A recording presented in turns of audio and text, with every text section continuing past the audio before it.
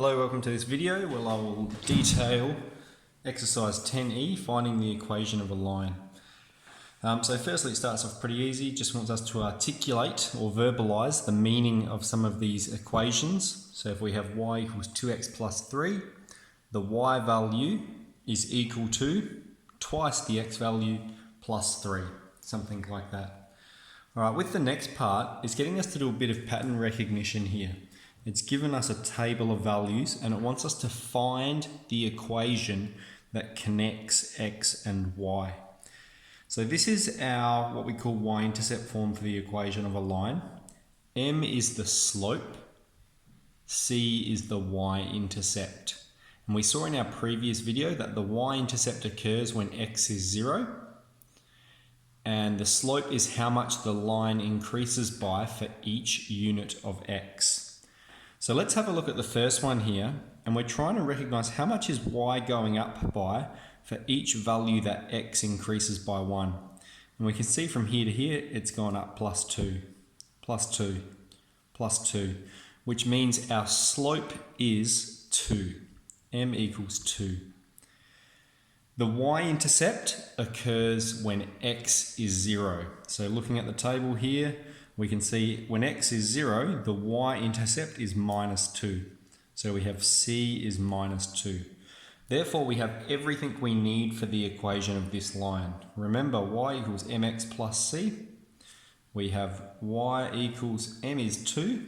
So we're going to have 2x plus c is negative 2. So plus minus 2. And we'll just simplify that. That'll be 2x take 2.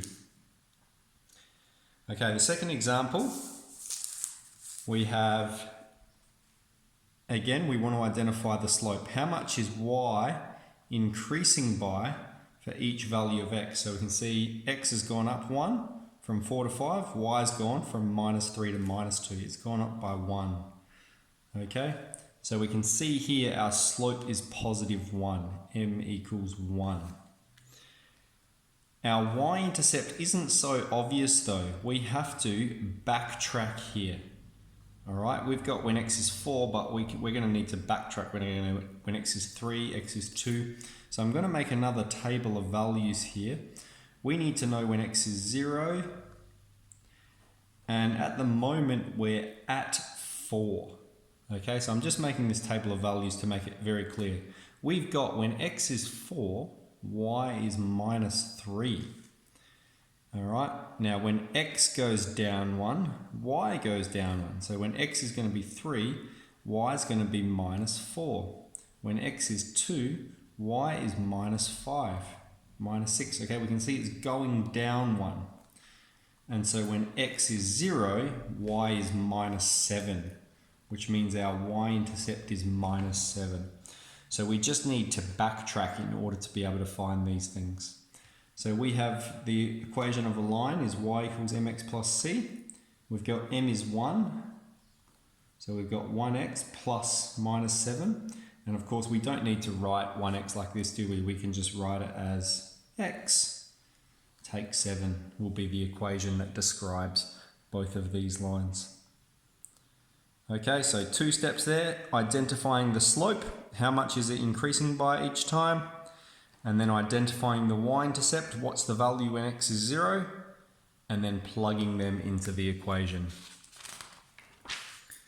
Okay, the next skill we're going to look at is given the line y equals x take 3. This is an equation of a line. We're asked if these points lie on the line.